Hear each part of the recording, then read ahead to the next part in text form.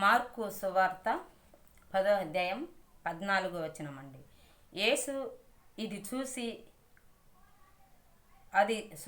యేసు అది చూసి కోపగిపడి, చిన్న బిడ్డలను నా యొద్దకు రానియుడి, వారిని ఆటంకపరచవద్దు. దేవుని రాజ్యము ఇలాంటి వారిదే.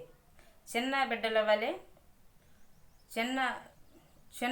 వలె దేవుని రాజ్యము నంగీకరింపనివాడు అందులో ఎంత మాత్రము ప్రవేశింపలేడని మీతో నిశ్చయముగా చెప్పుచున్నాను.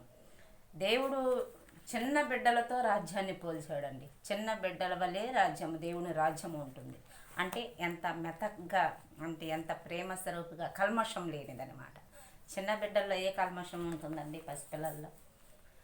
పిల్లలనే ఇప్పుడు మనం దగ్గరకు చూసుకున్నాం అనుకో, ఎంత ప్రశాంతంగా ఉంటుంది. వాళ్ళు నవ్వినప్పుడు మనం కూడా నవ్వుతుంది చూడు. అంటే చిన్న బిడ్డల్లో కల్మషం ఉండదు కాబట్టి చిన్న బిడ్డలతో దేవుడు రాజ్యాన్ని పోల్చబడింది. అదే చెప్పాడు దేవుడు ఇక్కడ కూడా. చిన్న బిడ్డలని పోలి ఉన్నది దేవుడు రాజ్యం. పిల్లలు నా వద్దకు వస్తున్నారా, రానివ్వడి, వాళ్ళని పరచవద్దంట. దేవుడు రాజ్యానికి పరచవద్దు. కొంతమంది దేవుడే చిన్న బిడ్డలను బలి అడుగుతున్నాడు అని చెప్పి పిల్లలను కూడా బలిస్తారండి, విగ్రహారాధనకు సంబంధించిన వాళ్ళు. ఇప్పుడు వీడియోలు చూస్తుంటే అదే అనిపించింది. దేవుడు మన కోసం ప్రాణం పెట్టిన దేవుడు, ఆయన వచ్చి మన కోసం ప్రాణం పెట్టాడు. కానీ ఈ దేవతలు అనేవాళ్ళు మన ప్రాణాలని, మన పిల్లల ప్రాణాలను అడగటం ఏంటి? ఇది ఎలా? చనిపోయిన తర్వాత ఇంకా ఏం చేయగలం? బ్రతికి ఉన్నప్పుడే కదా మంచిగా ఉండాలి, మంచిగా జీవిస్తారు, మంచి జరిగేది అని చెప్పేది. మన పిల్లలకైనా మనమైనా బాగుండేది. బలి అడిగేదేంటి? బలి అడిగినాక ఇంకా నీవు నాలో ఏకమవుతావు. మొన్న సంవత్సరం అవుతుంది అనుకుంటా నేను ఆ వీడియోలో చూసా. నాకు తెలిసి నాకే సంవత్సరం, అది ఎప్పుడు జరిగిందో మరి. విజయవాడలో నేను అనుకుంటా. మనలే శివుడు పూజ చేసుకుంటా ఫ్యామిలీ మొత్తం ఇంట్లోనే కూర్చొని పూజ చేసుకుంటున్నారంట. దేవుడు ప్రత్యక్షం కావాలని. దేవుడు ప్రత్యక్షం కావాలని పూజ చేస్తుంటే వాళ్ళకి దేవుడు పలికాడంట, నీ బిడ్డలు ఇద్దరిని నాకు బలిస్తే నేను మిమ్మల్ని కలుపుకుంటాను, అంగీకరిస్తాను మీ మొరనని. అలా దేవుడు చెప్పాడని చెప్పి వాళ్ళిద్దరు పిల్లలను కూడా ఇంట్లోనే బలిచ్చేసారండి. ఇద్దరు పిల్లలను కూడా ఇంట్లోనే బలిచ్చేసారు. దేవుడు బలి అడుగుతాడండి? అడగనే అడగను. కానానీయులు కూడా ఇలాంటి బలి అర్పణలు ఒక రూపాన్ని చేసుకొని, ఆ రూపం పేరట దెయ్యాలు మాట్లాడుతుండేది తెలియదు వాళ్ళకి, దేవుడే మాట్లాడుతున్నాడనేది తెలియదు. దేవుడికి రూపం లేదు. దేవుడు మన చేతులతో ఆయన మనం చేయలేము. దేవుడు ఒక వెలుగై ఉన్నాడు, ఆయన అగ్నిస్వరూపుడు.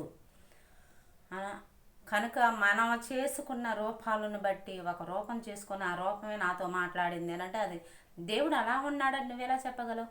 చెప్పలేవు కదా. అట్లా అంటిది అసలు నాకు సంబంధించి అయితే నమ్మకూడదండి. అది నా సాక్ష్యం కూడా ఉంది. కొంత శివుడు కాడికి నేను పోవటం, మా వాళ్ళు విగ్రహారాధికులు ఉన్నారు కొంతమంది. అయితే వాళ్ళు నన్ను శివుడి దగ్గరికి వెళ్తే మంచి జరిగిద్ది, పోదాం రమ్మన్నారు. నాకు అసలు ఫస్ట్ నుంచి దేవుళ్ళు పూజలేమో అంతగా నాకు అవగాహన లేదు. క్రిస్టియన్స్గా పుట్టినా కూడా ఈస్ ప్రభు అన్నా కూడా నాకు ఎక్కువ తెలియదు. సరే, ఎవరైనా దేవుళ్ళే అనే భావన అయితే నాకుంది. పిలుస్తున్నారు కదా, అందరూ దేవుళ్ళే కదా అని చెప్పి నేను వాళ్ళ బిలవంగలో నేను వెళ్ళకనే వాళ్ళు నియమాలు చెప్పారు. 2 వారాలు వెళ్ళా. 2వ వారం నా మీదకి వచ్చేసి ఇంకా నువ్వు నాకు నచ్చావు, వారం రోజులు నేను పూజలోనే ఉన్నా, అన్నం లేదు ఏం లేదు. నువ్వు నాకు నచ్చావు, నువ్వు నాకు కావాలి, నేను నిన్ను ఏకం చేసుకుంటాను, పరిశుద్ధంగా ఉన్నావని చెప్పి మాట్లాడిండు. శివుడు నా త్రిశూలం పట్టుకొని నాకు నల్లటి రూపం కానొచ్చేదండి. భయం వేసేది. ఒక్కోసారి నేను బైబిల్ దగ్గర పెట్టుకునేదాన్ని, ఒక్కోసారి ఏమో బైబిల్ని చూసి భయం వేసి బైబిల్ చూసి పక్కన పెట్టేదాన్ని. అట్లా బలి అడిగేది అది వాస్తవం అయితే కాదండి, అది నిజాలు కూడా కాదు, అది అబద్ధం అని ఎప్పుడు గ్రహించానంటే శివుడు నా మీదకి వచ్చి వారం ఉన్న తర్వాత నన్ను చర్చికి తీసుకెళ్ళారు. చర్చికి తీసుకెళ్ళినప్పుడు ఆ చర్చి దగ్గరికి వెళ్ళగానే అమ్మో ఈయనకు నేను సమాధానం చెప్పలేను అని నాలోగుంట పక్కకి వెళ్ళిపోయేవాడు.